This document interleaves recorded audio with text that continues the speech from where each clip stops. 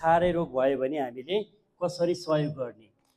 कामिरहेको छ अहिले बिरामी हाम्रो अगाडि, कामिरहेको अवस्थामा बाहिर ढुङ्गा माटो पानी यस्तो विभिन्न ठाउँ छ भने हामीले के गर्ने त बिरामीलाई पहिला सुरक्षित ठाउँमा सार्ने है, सुरक्षित ठाउँमा सार्नु पर्यो हामीले।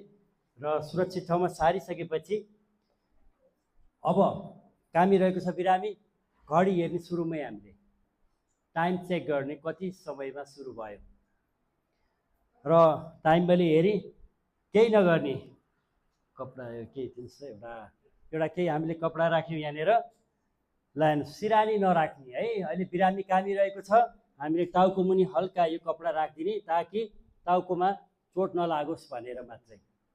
सिरानीहरू राख्ने होइन, रुमालहरू केही टी सर्ट कपडाहरू टाउको मुनि राखिदिने, टाउको ठोकिन्छ भनेर।